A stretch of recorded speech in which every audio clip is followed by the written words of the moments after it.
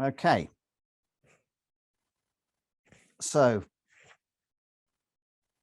I'll run through a lot of things here today, including just an overview of the DAC, the faculty application process, which I won't go into too much detail, and little bits of information on architects and the appointments of and what quinquennial inspections should give you. General background to repairs and maintenance of your building. We'll cover a little bit on churchyards and some other subjects and that which are very pertinent at the moment, like net zero, a little bit of information on BATs, funding, and then some of the areas that keep cropping up and cause either the DAC problems or parishes problems when they're applying for them, and some commonly held myths about the DAC and the process. And hopefully at the end, we'll have some questions and hopefully I'll be able to give you some answers as well. So that's me, the DAC Secretary. Well, that's how I perceive myself on a daily basis, but generally I probably look a little bit more like that. So sad but true, that's what I look like generally. So I'm the DAC Secretary. I've been in post now for quite some time, too long to mention. So I know a little bit about what I'm doing, and hopefully I'm here as a point of contact.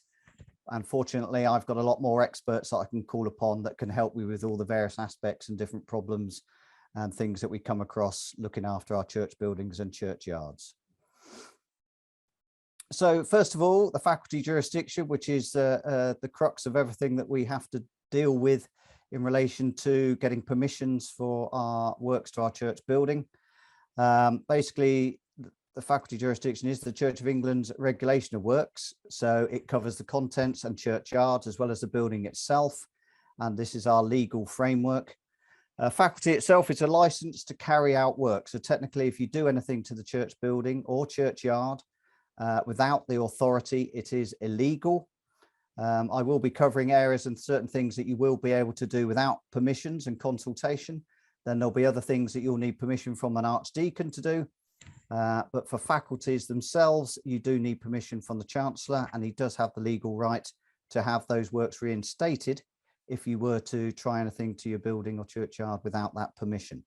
So it's our version of the secular planning system, if you like.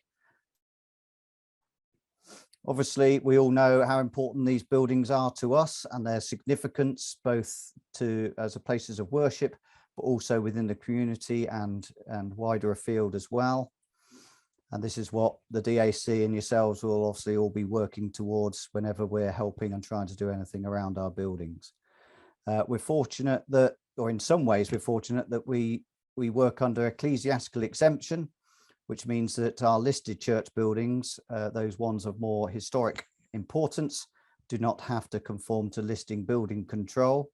Like you would in the secular system, but there are still lots of areas where, despite that, we do still have to conform and consult with other bodies and even the planning authorities.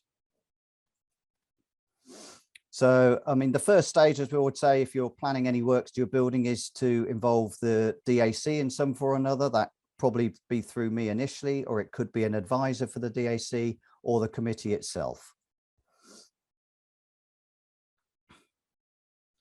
Okay, now ecclesiastical exemption, like I just mentioned, recognises that church buildings are as places of worship, and this allows us to balance the mission, worship and wider community use with care and conservation. That's it in a nutshell. And we're quite keen to keep ecclesiastical exemption. It has been challenged a few times in recent decades. The government allow this as a form of us to structure ourselves as a body and look after our buildings with the help of the Church Buildings Council. But there have been times when this has been challenged and certain areas would like it to become part of the secular system, which is something that obviously we've worked against in the past. The hope is that bodies like the DAC and the Church Buildings Council and even Historic England will have more of affinity with what we're trying to do with a church building and its unique place in the community. So it gives us some exemption, as I said, from listed building consent, and there's some other areas, legal areas, which it helps us avoid as well as part of that. You don't really need to know too much about those areas. Some of those involve demolitions and some of those are legal aspects. Unfortunately, it doesn't exempt us from, as I've said, planning permission for exterior works to your church building and churchyard. You still have to go through advertising consent when you're looking to install a notice board. And for any major works in and around the building, you still have to conform to building regulations. And there's other secular legislation to do with disability and health and safety that we all have to conform to as well. So I'm the secretary for the DAC, the Diocesan Advisory Committee. So we're the main body that is within every diocese has one, and we're here as your first port of call to come for help and advice as to what you can and can't do with regard to works and changes to the building and churchyard. It's a statutory body, and we're here, as I've said, excuse me, to advise parishes, clergy, and everyone working on their church buildings to do what's best for the church building now and obviously moving on into the future. So we're all sort of custodians, if you like, for the church building, and we need to make sure that whatever we do now is of benefit to the church and the community working on into the future. Obviously, most of our buildings have been around for a long, long time, and we hope to keep it that way. So just some of the stuff here that you know, you would expect to do, enhancing the mission of the Church of England and the liturgy and worship, and what all DAC members have to abide by in terms of providing advice on all these different areas to help you look after your church.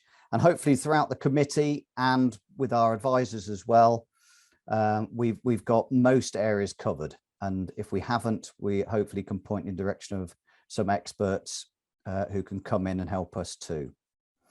So we have advisors currently covering most of the topics that you can see on the left. It's a movable feast. We do have some who are nearing retirement, and we do have some areas that do need to be filled at present, but most of these areas are currently covered by advisors either on the DAC, who sit on the DAC, or help us provide that advice. The main role of the DAC, as well as sort of providing advice to yourselves in the parish, we do advise the Chancellor. So when you put in an application, our advice is sent to the Chancellor, who takes it or leaves it, but hopefully will take on board what the DAC have suggested and then bear that in mind when he's weighing up his decision as to whether to allow you to go ahead with your work or not. So this is what the DAC are there for, to give that specialist knowledge and help and advice with all things that are pertinent to your church building. Hopefully you don't need to make notes on all of this. Hopefully we can get the details of the slides round to you afterwards, because there's a lot of information on some of the screens. Just to point out also that, because there's some belief that DAC advisors, when they come out, that they're particularly advising the parish, which indeed they are. But in the first case, what their advice is, it comes to the DAC, and once the DAC have witnessed that advice, they can then share that with the parish.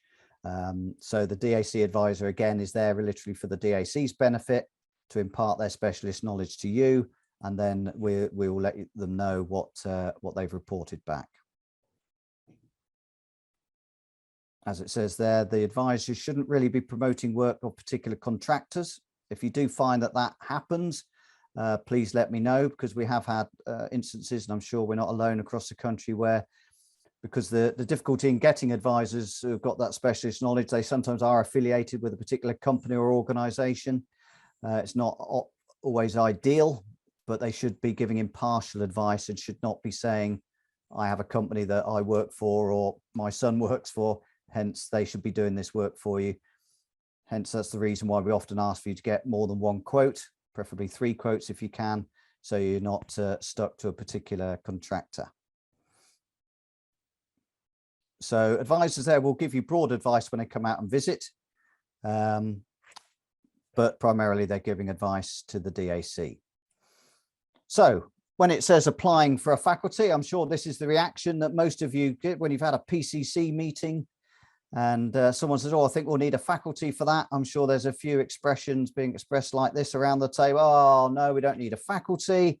Surely not. We can do this without that.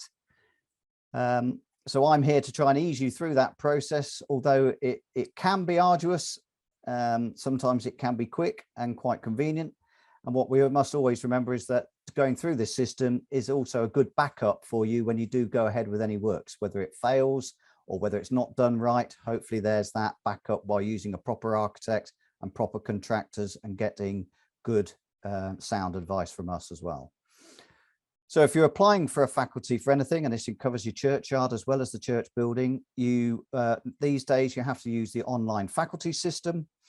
This was set up a few years ago. The idea being that not only can you do everything online, but the primary objective was to allow parishes to follow their application through the system, so they know where they are at all times. So you can log in, check your application and see whether it's still stuck with the DAC, whether there's still got to go to the DAC and you haven't actually submitted it yet, whether the DAC have now approved it, whether it's with the registrar, or whether it's now finally gone through to the chancellor. You should all be able to see all those stages when you log in and check your application. So when you first wish to do an application, you need to register, and you do that normally by contacting me. You then fill out a brief form online, and then when I've checked your details, I'll approve it, and then you're away to start making applications. You may or may not know there are sort of 3 levels of applications these days. The list A matters cover all those works that are very minor, very simple day-to-day jobs normally, or simple tasks which don't need any approval or consultation. They're known as list A matters.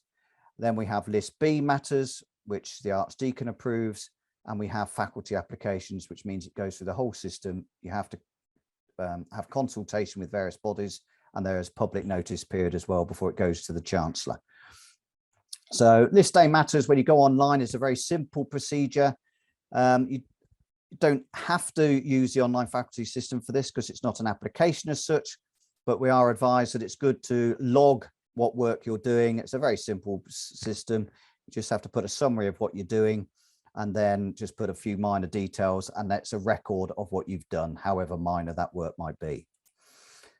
Now, I think one of the biggest areas of confusion when people go onto the online system is that they see a general list. The way it's set up, when you first go in, you'll see a list of all those matters that come under list A, and there's a long list under various topics. If you're what you're trying to do doesn't fit neatly into any of those topics, scroll down to the very bottom of the page and click none of the above. You'll see on the screen here, there is a little paragraph there which tells you exactly to do that. So it's important to read that. So if you're applying for any works, just read that. You have to select whether it's for the church building or the churchyard. And if it doesn't fit under anything you can see under list A, click none of the above at the bottom of the page. Now, it's slightly confusing because it takes you straight to list A. So you automatically think, oh, it must be one of these, but more often than not, it won't be. And then the system will take you on to list B matters, and then you can scroll again through the list of subjects. The list B area is a little bit more involving. You might have to upload some documents and provide a bit more information. We work a little bit differently in our diocese, but in that so far as the list B applications tend to come to me, and then I'll present them to the DAC before the Archdeacon approves them. So these are still minor matters which don't need to go to the chancellor and won't need to involve anyone else other than the DAC, but they may have certain technical aspects about them which just might be worth checking with the DAC, like mortar mixes, or that you're using the right materials for your roof repairs or whatever it will be. But more often than not, list B matters are like for like works, those of repair works, like it could be repointing, it could be changing the roof or repairing the guttering or whatever it might be. But they're works that might involve the architect because there's some technical aspects to them that we need to check. And then it will come to the DAC. And as long as we've got the material in front of us, we'll approve it for the Archdeacon to authorize. Now, if it doesn't fit neatly under either list A or list B, the important thing then is to scroll down that list, come to the bottom and click none of the above, because the works you're trying to do really doesn't fit into any category that you've seen so far. This then will bring you to the faculty application page, and the faculty application page where the fun begins. Because initially when you have that application for whatever it might be, the example up here, it doesn't really matter, but was for an audio visual system. So if you're putting in some TV screens, you'll start your application and you'll put in some basic details, and then you click submit and it comes to me as the DAC Secretary. I just check that everything seems on board, and then I'll give you some pointers as to what further information we might need, because there could be a lot more information that we will require to actually make an approval, and certainly for the DAC to discuss it, and then for the Chancellor to make his authorization. So it's a to and fro process now. So you submit some information, I check it, I send it back to you, you add more information, you fill in a few forms, you then send it back to me, I check it, make sure everything's looking okay. And then we go through that process until we've done all the consultations as well. And it will finally come to the DAC. So that's the difference now. In the last few years, applications that come to the DAC have to have all the consultations in place. So if you're doing some works that will involve removal of pews or changing the internal order of the church in some form or another, or adding an extension or whatever it might be, even adding new chairs, it may need consultation with certain other external bodies. And therefore, that all has to have been done before the DAC bring it to a meeting. So it's crucial, and this is the case also for List B matters as well, that for our faculty applications, we have quite a lot of information to hand to be able to discuss everything. That will always include probably a schedule of works and or a specification from the architect. So we've got all the details, particularly for larger works, we need all that detail and technical information. What you don't want is it to come to the DAC in a format that we're passing questions back to you, and it delays the process because we have to come back to the parish and you then have to consult the architect again or whatever, and more information is needed. So at this point and leading up to this point, myself and you, we need to make sure that we've got as much information in place as possible to make that decision easier for the DAC, also easier for any external bodies that we have to involve. And then when it comes to the Chancellor, he's not throwing back lots of questions to us. So there's a list there of all the main items that we want or could want. And I would say that for the majority of faculty applications, most of those items will be needed in some form or another. Some List B works, the detail of the schedule of works and specification may not need to be quite as thorough as it would be for a faculty, but to some extent, that's all the information that we would need in some form or another. A lot of this will come from your architect. Sometimes it's very useful to have photographs. So if you've got photographs which illustrate the area of the churchyard that you're changing, or the back of the west end of the church that you want to alter, the more that we can visualize it at a meeting and the more that the Chancellor can visualize it, the easier and better it is for us to make a decision. Likewise, site plans, I'll come to statements of significance and need and that in a moment. And also the PCC resolution is crucial. We found in recent years that the Chancellor for our diocese now is very keen for this really to be a separate document.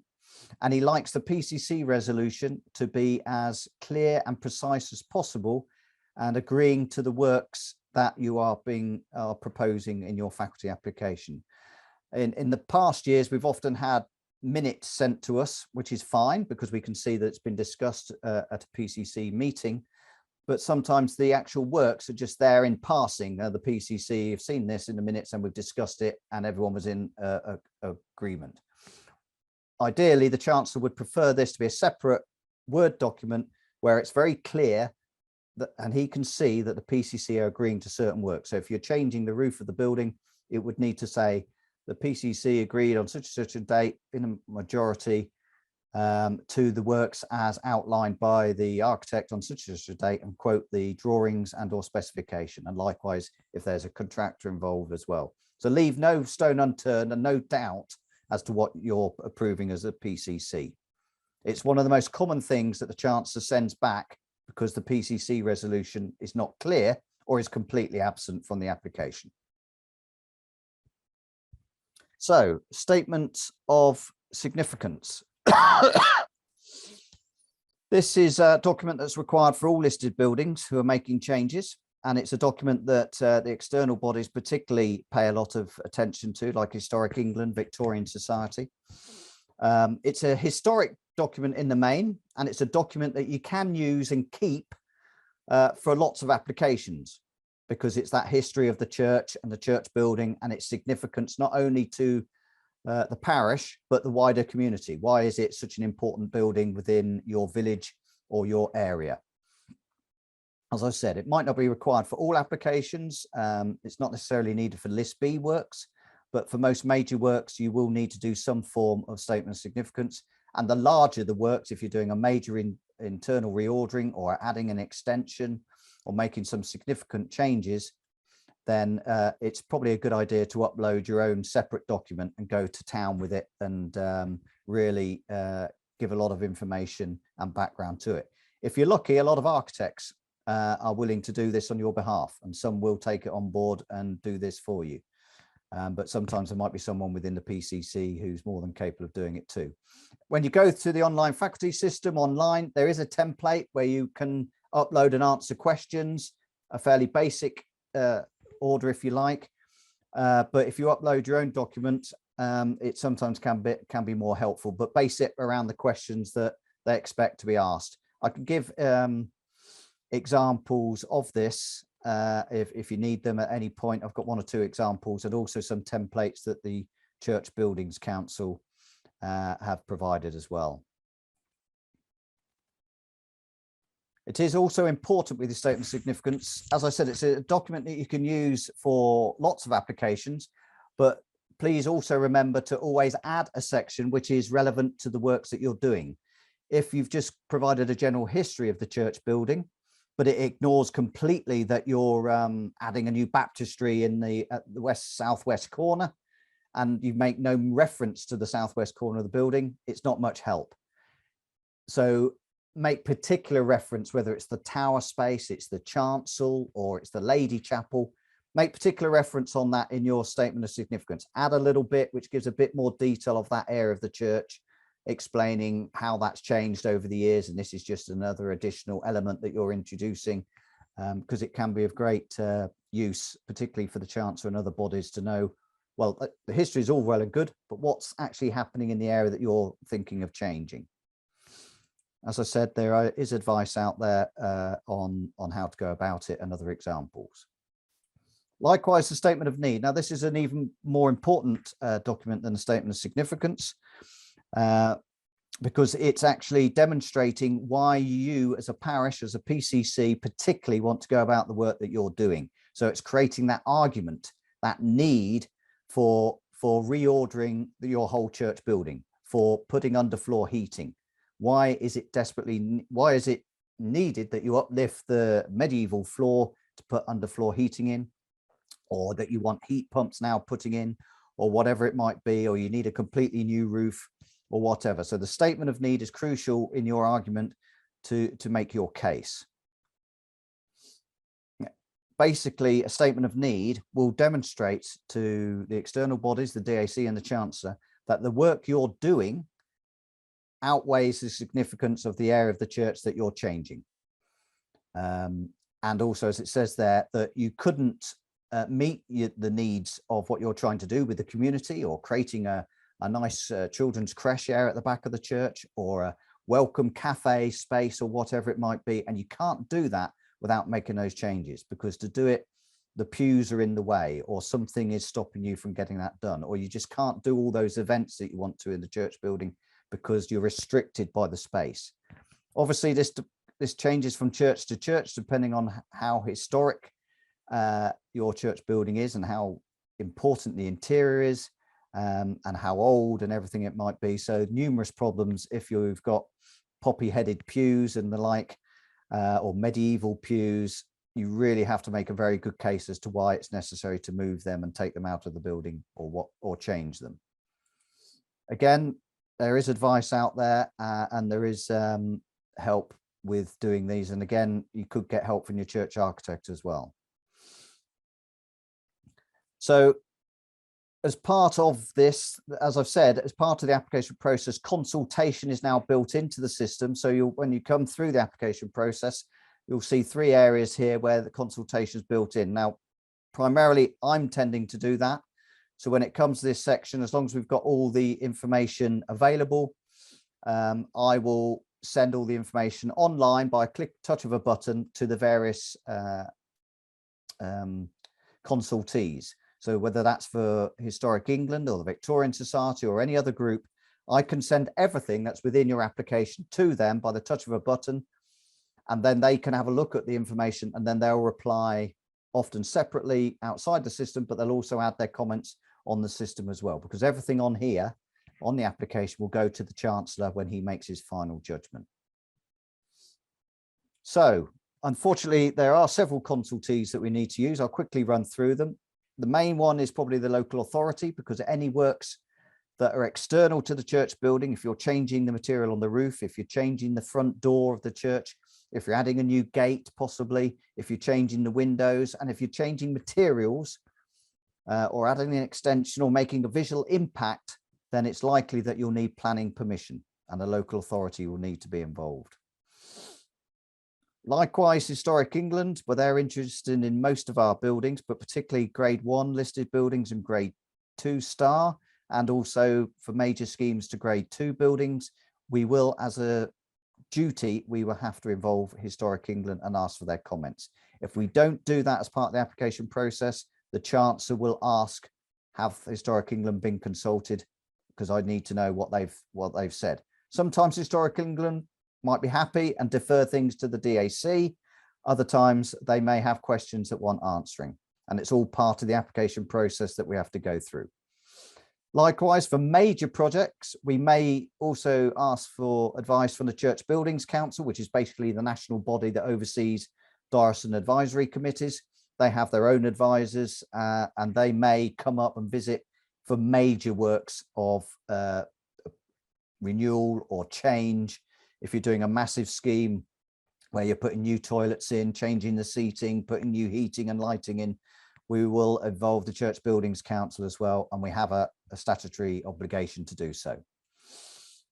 Likewise, the amenity societies, there are a few of these, the main one being, there's two main ones really, SPAB, which is the Society for Protection of Ancient Buildings. They're concerned about any buildings pre-1700. So if you're doing any internal works which may affect that sort of period, then we will have to ask them for their advice. Even if it's a door that is 1632 and you want to remove it, then we would probably have to involve SPAB just to get their view on that. Likewise, Victorian Society, they're the years they cover, and it also covers the Edwardian era, so it goes just beyond the Victorian age up to 1914. They're probably the body, other than Historic England, that we involve the most.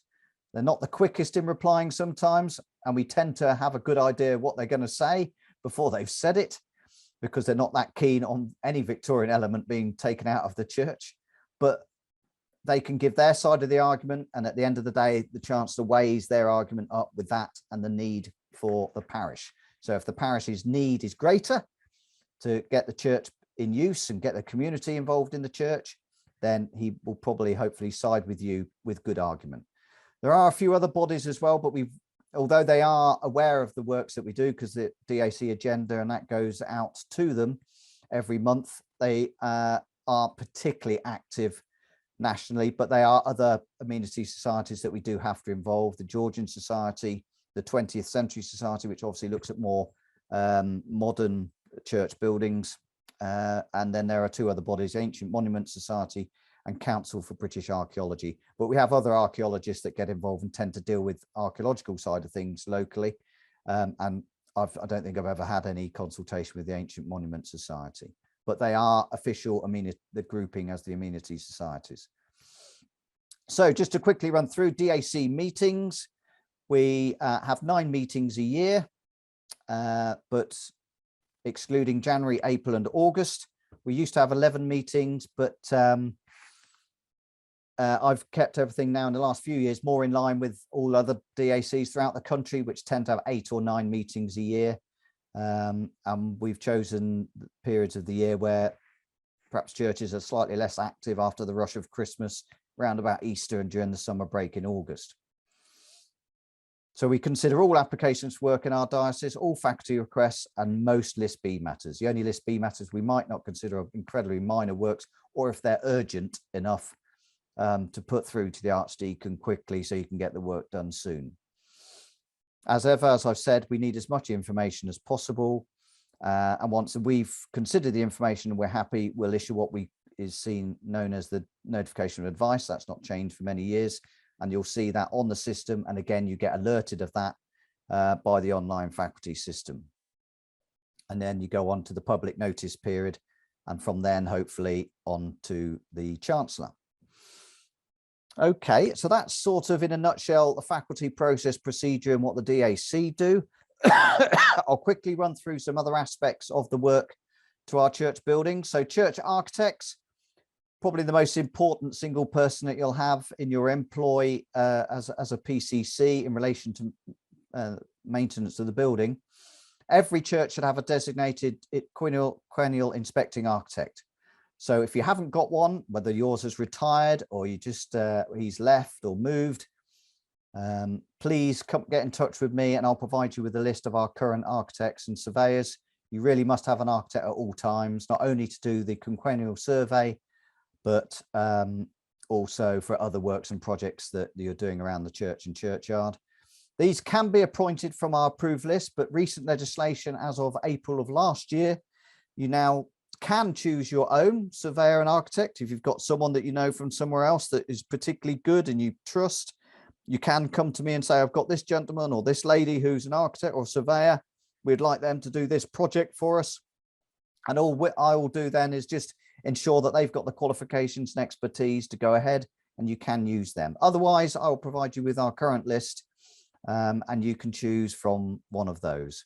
It's good to get them involved with almost every project that you can, which involves repair and maintenance. There might be some minor works where you don't really need to involve them heavily, but you don't, sorry, I'll just go back. You don't necessarily need your church architect to be fully involved, i.e. supply drawings and specifications. Certainly for the major projects you will, but even for the minor works, it's good that the DAC and or the Archdeacon and certainly the Chancellor, that the Archdeacon has given his advice. So if you had a contractor in and they've given you a detailed spec on the work that they're going to do, it's just useful for us to know that you've said to your architect, look, we've got this contractor. Are you happy with what he's proposing? And if we can have an email or something in writing to that effect, so we know that your architect's happy, then we're fine. So they don't have to be fully involved, but you've consulted them and they've made them aware. So they're the main person that you bring in to do your 5-yearly inspection, the quinquennial inspection report. Sometimes these come out of sync, but hopefully most years you're getting them done within that 5-year period. I keep a list, and so do the Archdeacon's office, of all your church buildings and when they've last had an inspection. And from time to time, we will pick you up on if you're out of that loop and you've gone more than 5 years without having an inspection. You should get notification, certainly by Easter time, hopefully before that, your church is due their next quinquennial inspection. You should get a letter or an email from the Archdeacon's office saying your church is due for their annual inspection this year. And then it comes down to yourselves as the PCC to arrange and get in touch with the architect and unfortunately pay for this. That can vary from diocese to diocese, but some years ago, before my time, it was decided that the PCCs must pay for the quinquennial inspection. But there again, in some dioceses, they charge for faculty applications. So, you know, it swings and roundabouts what PCCs may have to pay for or not pay for. The important thing when you choose an architect is get a feel for them. And if you're looking for a new architect, choose a few, get them over to the church, interview them, show them around the building. And if you've particularly got some project that you've got in mind, get their ideas on it or some repairs that you want doing, see what they say and how they go about it. Feel comfortable with them. And importantly, check their costs and their fees. What will they charge for? How much will the inspection cost? How much will it cost when you contact them? How much will it cost if you involve them to do A, B, or C? Some architects, the better ones, should be very upfront about that and give you a good idea as to what it will cost and what they will and won't charge for. Some architects are happy to take a phone call and even have email correspondence without making any charge. But you'll find that some will make some sort of charge for almost everything that you involve them with. Hopefully the better architects won't do that and they'll be a bit more upfront. Certainly the ones I know that are on the DAC are much better at giving sort of general advice as and when it's needed without necessarily charging you for it. Each report should come in a good, clear format, setting out what works are urgent now, and what's required in the first 12 months, and certainly anything if it's even more urgent, and what needs to be doing in incremental periods in that 5-year period. So something needs doing within 2 years, something needs doing within that 5-year period. They should set that out quite clearly. And most now architects should conform to a sort of pro forma, if you like, which is now set out by the Church Buildings Council. So it's clearly set out, and hopefully as a PCC, you should be able to read it and understand what is required. If you get an example of a quinquennial inspection report and you find it too wordy or too complicated or not easy to understand, then I would suggest possibly look for a new architect, because they should be nice and clear and hopefully illustrated as well. Most of them now put photographs in of the areas that they're talking about. Copies of these are sent as standard. You should get copies of PCC. I should always receive a copy, and I'll normally pass one on, and well, I will always pass one on to the Archdeacon's office. So quickly going through the other aspects, repairs and maintenance. The SPAB have had a manifesto for many years, and they used to run courses on churchyard maintenance and church building maintenance, the Society for Protection of Ancient Buildings, and it was stave off decay by daily care. Basically, as you would expect, that just means that general maintenance on a week-to-week, month-to-month basis can help those bigger jobs appearing further down the line. So if gutters are getting clogged up and drains are getting clogged up with leaves, get them cleared out. You don't need permissions to do any of this general maintenance stuff. Get someone in to do the high level work, and just have a look around that building every so often, internally and externally, to make sure that water's not running against the wall and running freely away from the building, because that's the biggest blight to our church buildings is water. So general maintenance regularly can help prevent those bigger projects coming up. Like for like repairs can all be done under List B. So if your gutter needs fixing, or there's a hole, or there's something that's broken, you can normally get that done under List B without too much problem or hassle. As I've said, the general day-to-day maintenance, gutter clearances, drainage, unblocking, and various things like that can all be done under List A as a matter of course. Consult your architect for those works that might be under List B or involving a little bit more technical detail, and always try and use reputable contractors. Obviously, it's good to use local ones that you've been and used and have a relationship with, all the better. But make sure they know what they're doing, particularly if it's an historic building. There's a big difference between helping you repoint the west end of your church than there is your semi-detached home. I also make reference to a website called Maintenance Booker, which is run by the National Churches Trust, and that was set up probably about 5 years ago now, with the aim to helping parishes look for reputable contractors. You have to go into the site and register, and hopefully you can get some contractors there that you can rely on for various aspects. Okay, churchyards. I mean, the first thing I'd say about churchyards is that we do have some regulations, which myself and the registry department have, which excuse me, should conform to what the Chancellor's wishes are for works in and around the churchyard. Most works to the churchyard, if they're legal matters or relate to burials or reservations of grave spaces, please see the registrar. That's her domain, and she'll deal with all those questions.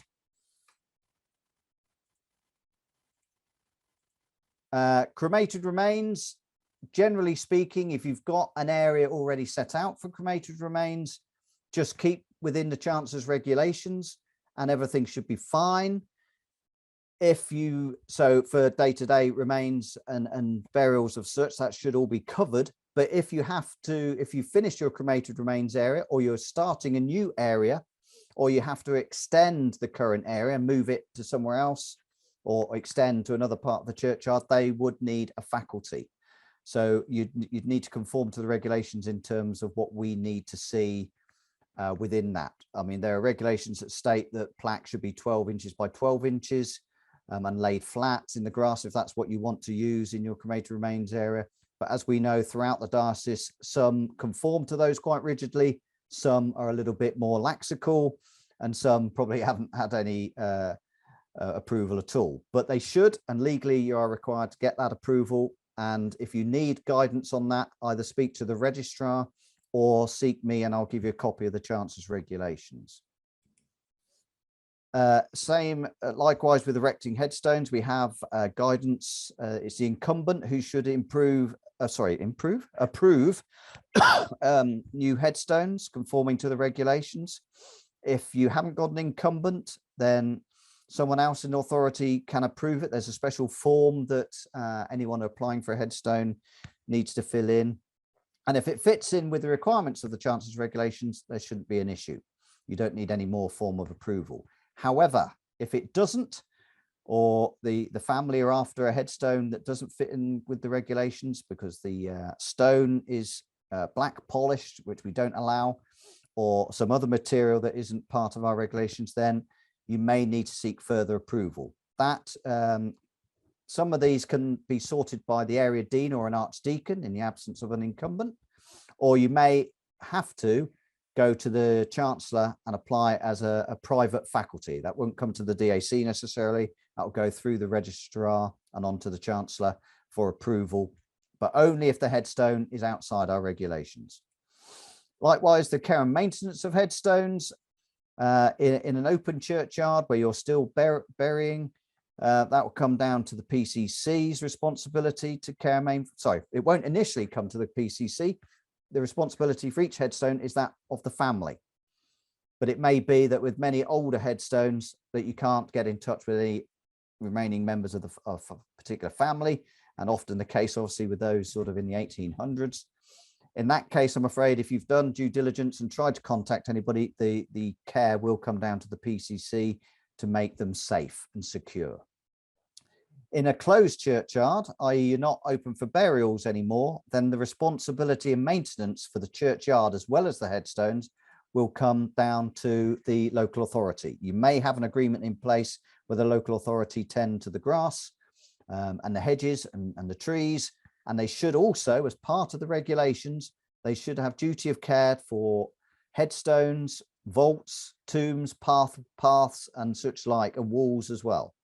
So if you've got a closed churchyard, then the local authority should deal with it, but they can't just get on and do what they like. It still has to go through the Church of England procedure, and quite often you will have to have a faculty for repairing a wall or the possibly the path or whatever it might be. Trees are obviously another issue which comes up all the time in churchyards. Generally, excuse me. Generally speaking, you can do general annual maintenance to churchyard trees as a day-to-day course and don't need permission. List B approval is needed if you wish to fell a tree that is dead, dying or dangerous. So if you're worried about a particular tree and you've had an arboriculturist in or good advice that that's dangerous and it's dying and it's causing a problem either to the church or possibly falling into the main road, then that's when you can do it under List B. But we also have to involve the local authority. The trees are one of those areas where the local authority have probably more control over the situation than we do as a DAC or a diocese. They need to be involved because if you're in a conservation area or the trees might possibly have tree preservation orders, we have to get the local authority's permission first before you can carry out the work on the tree. Okay, just quickly touch on a few other areas. Bats, because this comes up not so much in our diocese as some others, but we have had issues with bats in our churches over the years. They are a protected species, so we do have to take care when we're doing work in and around the church building. Your architect should be aware, and so should contractors, but not necessarily. If you've got any evidence of bats, and in some cases, even if you haven't, but if you're in a roof space or it's a particular part of the building that bats could frequent, then you should get a bat survey done, and this is essentially done between May and September. Helpfully, I found out fairly recently that you can get help from the National Bat Helpline in conjunction with Natural England. They might do a free visit and come and give advice and maybe tell you that, well, there's no evidence of bats here, that's fine, you can go ahead, or give you advice as to how to go about doing the work. It might not necessarily stop the work, but you just need to be aware of it. Certainly your church architect and any contractor should be, but there is a free phone number there to call and an email and a website to get advice on bats. So that's very helpful and very useful to know if you've got any issues. Net zero, I ought to just touch on this. Obviously, this could be, I could be here hours just talking about the various issues to do with net zero, but there are many people better off talking about this than me. What I would say is that there are an awful lot of very useful webinars out there at the moment being run through the Church Buildings Council, and there'll be some details of that in a minute. But be aware of this currently. Obviously, it's a big thing as we move to 2030 and what we can do with our church buildings to try and make them more suitable or more adaptable to change to lower carbon. So it's the things to bear in mind: general maintenance to your church building itself. The more you can do to keep your building watertight and airtight and warm, the better. And there are ways of doing this. You can do it fairly comfortably, like you might do with your own home. You'll need discussions with specialists and your architect if you're looking for different sources of heating. We do have a heating advisor who may be able to come out to your church and give you advice on that if you're thinking of changing your boiler, for example, and whether a heat pump is useful or how to go about it. Likewise, I have many calls these days for changing your lighting to LEDs. That's a standard thing. And also working out as a PCC who and when you use your building. Do you have a lot of events going on in church? Is it only used infrequently, once a week, and therefore its carbon use is low? You know, all these things just need to be aware of and look out for these days. Also, to point out to you, the Chancellor is very particular now that with any faculty application that comes to him, that there is a small section, particularly if it affects heating or lighting particularly, that you have made reference to net zero in it and looked at your carbon footprint and thought about it and checked it over so that you can answer any questions he may have with regard. Yes, we've looked at that, hence we're using LED lights, or we've looked at renewable energy sources, but we can't for this reason, or that's why we're going for A, B, or C. So just note that the Chancellor is now picking up on that, and he does like a bit of information that you've considered your carbon footprint.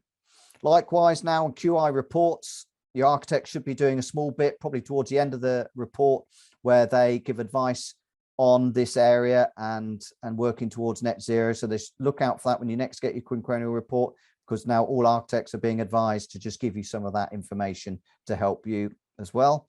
Funding, there is funding out there for environmental projects, which I can send to you. So you're not completely on your own. There are now funders out there granting some of this work. And general guidance, as I said, there's lots of good webinars from experts speaking to you about various aspects of heating systems and lighting. The Church of England put out an energy footprint tool, and there's information on websites such as Parish Buying and the Eco Church website.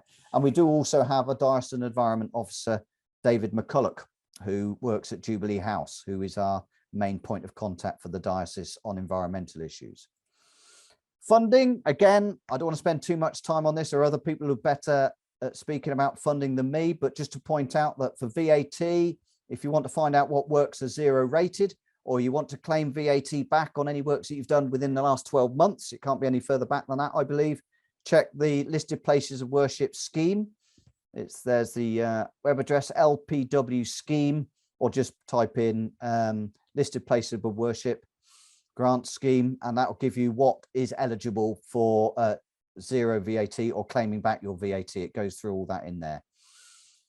Two local funders that you should always contact, first of all, and I can give you details of this if you ask, is the Notts Historic Churches Trust. They've always got pockets of money for small works, a few thousand here and there. And likewise, there's a trust in Southall, the Alexander and Caroline Simmons Trust.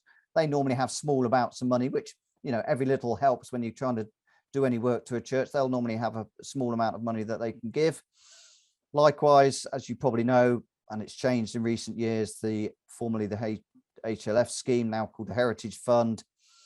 There are various different pockets of money for large scale projects, but you now have to really emphasize the community use of any work that you're doing now to get any funding. It is a very difficult area now to get funding from, but some churches have got it. So it's certainly an area worth pursuing. And likewise, the National Churches Trust website has a lot of lists there and help looking at major grant funders. And we also have a funding officer in the diocese, Mr. Tony Brown, who some of you probably know, and he's out there to help you with general funding advice on any projects that you might have. So just quickly run through some problem areas and faculty myths, applications to keep the DAC talking. These are ones that seem to come up time and time again. Churchyard benches always seem to be a topic of interest. DAC prefer traditional wooden benches if you can, but come to me for further advice on that if you're thinking of putting a churchyard bench in, which can be done under List B, by the way. Memorial plaques, they are normally a faculty. The DAC and the Chancellor aren't over keen on these plaques in churches because they can be inundated with them all over the walls. So you have to have good reason for putting them in. You might have a church warden who served for 50 years and you think that's good enough reason, but you still have to create an argument for it. And we have a document that we like you to produce called the Statement of Exceptionality, which explains the need for putting this plaque in and why it's important for you as a parish to commemorate this person or people and why you need to do it. So it's a hot topic, as are notice boards. It's always the simple things that seem to keep us talking at a DAC meeting. I can see an application for a notice board, can't see any problem with it, but then it creates a 45-minute discussion at the DAC meeting, often because of the wording or the way it's been placed in the churchyard. So bear that in mind. And again, cremated remains areas and churchyard works often create discussion for one reason or another. So be careful and provide us with all the information on things like that. Quickly running through some other things. Certain myths that the DAC grants permission. We're an advisory body. It's the Chancellor for the diocese that grants permission for works, or the Archdeacon that provides permission for List B works. We're an advisory body only, I'm afraid. A faculty negates the need for planning permission. Well, unfortunately, it doesn't. You still have to go through both processes depending on the work. And just because you get one doesn't necessarily mean you'll not get the other. Likewise, if you've got planning permission, doesn't mean to say that the Chancellor is going to give you the faculty, but it certainly helps. If it's like for like work, it doesn't need permission. Well, it does. It's List B, generally speaking. So please apply for a List B permission. If it's not, sorry, that should say not. If it's not fixed to the building, it doesn't need permission. Well, no, there's quite a few items that might be introduced into a church building or be removed from a building, which might still need permission. It very much depends on a case-by-case basis. Likewise, if it's mentioned in your QI report, that's good, but all that does is give you as a PCC acknowledgement that there's some work that needs doing and you need to go about it. You'd still need to apply for List B or a faculty. Another thing that's come up recently with the new Heritage at Risk register that's come out, it doesn't mean that you failed at all. In fact, if anything, it's the reverse. The Heritage at Risk register that English Heritage produce every year is designed to highlight church buildings that are in need of repair and maintenance, and the fact that you need help in doing so, because the work's going to cost an awful lot of money, and without help and assistance, you won't get it. And it's a highlight that your church is important enough to warrant that special attention. And the Chancellor won't just ratify what the DAC approve. What I've learned in recent years, since we've had a new Chancellor in the last 3 years, the DAC can do whatever they want in terms of giving you as much advice as possible. And we put it to the Chancellor and he'll come up with a reason to bat it back to you or ask further questions. So the more information we have, the better it has a chance of getting through the Chancellor, but it's not a definite. And the DAC definitely don't stop you doing any work. We're there to help you, and we want to do as much as we can to support you in doing whatever you want to the church and churchyard. And quite often we'll come up with ideas that you didn't think were possible. Okay, just to quickly highlight that there are other things out there which can help you. Your project's a church history project. If nobody's heard of that, I can give you details of that. It gives histories of all our parish churches. I can also help produce maps, basic maps really of parishes and deaneries and things I can produce for clergy and anyone who wants them. I can do those for you as well. And please look at other websites. Ecclesiastical Insurance and Church Care are two really good websites for information and help that you might need. I'm sorry I've overrun my time and I've rattled through an awful lot there, but I hope you aren't all asleep, and thank you for listening. Thanks, Jonathan. We do have a number of questions already. I'm Okay. just going to stop the sharing so we can all have a look and change the view. So going back to some of the questions in the chat, Yeah. first up, what is the new fee for a private faculty from January next year? Right. Okay. Sorry. That is a question actually really more for the registrar. Try not to get involved too much with her fees because I don't deal with charges. I'm all free, you see my advice. So I'm afraid you'd have to ask the registrar. They normally have an updated list every year from the Church of England. So please contact Amanda or Eleanor, her clerk. I know that they do post some fees on the website. Yeah, it might be on the website so it's as always well. worth Yeah. having a look. Yeah. Are there delays in faculty applications processed by the Chancellor? Well, how long's a piece of string, really? So I think it all depends on his workload. The Chancellor for the diocese, as it is everywhere else, is normally a judge. So they're doing diocesan work secondary to their main job. So it's a question of when they get around to doing it. Our Chancellor's quite on the ball, but he is very pernickety, for want of a better word. So he will dot I's and cross T's when he's looking through your applications. So it may seem like there's a delay, and there's sometimes a bit of a toing throwing between the registrar and the Chancellor, but I'm sure he is doing his best. But I appreciate if there is a time when you feel like your application has been languishing in the system for too long, just give me or Amanda, the registrar, a nudge, and we'll try and get on to the Chancellor and say, is there a particular reason why this is being held up? That might be a good follow-up question to who is the Chancellor and why do they solely have power? Well, as I've just said, the Chancellor tend to be High Court judges or judges of some form or another. They've always been assigned, as far as I know, to be that legal head of the diocese in terms of giving their legal authority for any work to take place. The DAC are the advisory body, and the registrar is the sort of works for the Chancellor, and so she helps with all the legal aspects within our diocese. But when it comes to permissions for works to churchyards and church buildings, it's the Chancellor for the diocese who has the legal power, I'm afraid. So we can't do anything about that, and that's where the buck stops.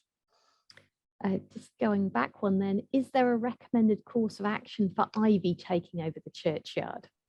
I would normally, there are other people better than me to advise on that, and I do have a trees and churchyards advisor, or even I think your architect would, but if they're climbing up your church building, it's never brilliant. And really, it's not also a good idea if they're climbing over monuments and things just to rip them off, because you can cause more damage than protection of the item. So I would seek advice initially, but you can cut them at the base, I think, to make them die off. But it's best to seek some advice just to make sure whether it is worth their removal or whether they're actually causing damage to the structure. So you could mention that to your architect initially, or I could get my churchyards and trees advisor to give you some advice on that too. Any other questions? I've run out of questions in the chat, but please feel free to unmute to ask anything you'd like to. I know there's a lot to take in, but by all means, email me or get in touch with me if there's anything that you've come across that you'd like to ask in private or think about after this is finished, and I'll be happy to try and help or put you in touch with someone to help further. Hi, I have a question, please. Am I muted? No, I'm not. No, can you? Is there any recommended literature for, the Church Warden's Bible sort of thing that you would recommend for us to have at our reach? Yes, there is, and I always get the name for it wrong. I like to call it the Churchyard's Handbook. I'll look it up for you, Sarah, and I'll send you the details. Another one that I like, which is very simple, and I've been through, is there's a book called Caring for Your Church Building, and it's quite a recent publication by James Halsell, and it's not too wordy, it's not too complicated, but it goes through all the major aspects of work to churchyards and church buildings. It's called Caring for Your Church Building by James Halsell. And it's only a fairly small publication published by Kevin Mayhew. And that came out only a few years ago. And I think he was the DAC Secretary in the past, but it is very readable and gives you good insight, knowledge There is another book, as I say, that I just can never think of the title of it, which is a bit more comprehensive and designed for church wardens primarily, and goes through a lot more information than just say church maintenance, and that goes through the whole aspect of work to churches. But I'll try and give you the details of that, Sarah. Thank you. There may be other people interested, so what we'll do is we'll try and get everything out with the slides to everybody, and then you've got a record if that's helpful. Lydia. Yeah, I was just going to ask about the kind of the cycle of work, as in we've got some building works that's going to come up in Clifton, and do we go to you first for a bit of clearance before we go and ahead and get the schedule drawn up, or do we do all the schedule and the quotes and things and then come to you? If it's fairly obvious work that needs doing, I'd probably go to your architect, or perhaps if you feel able to approach a few contractors, you can do that. I mean, if you've got any hesitancy, just run it past me first, if you're in terms of the process and what permission you might be needed, so the level of detail that you might require. But I would just send your architect a quick email and say, look, with this work needs doing, we're thinking about it. Whether it's been highlighted in quinquennial report, even better, because he'll hopefully be aware of it. But just run it past them. We need so and so doing. What have you got any contractors that you advise? That would be the first port of call, and then you can come to me in terms of the permissions and the process, if you like. Okay, thank you. Jonathan, can I ask a question about heating? Yes. Churches? I would perhaps would I need to talk to your heating advisor? I'm just interested to know how often we should have the heat on in the cold weather, because our church is quite damp. Right. It will depend on the type of heating you've got. I mean, I presume you haven't got underfloor heating, which is normally the sort of base heating that you might keep on all the time.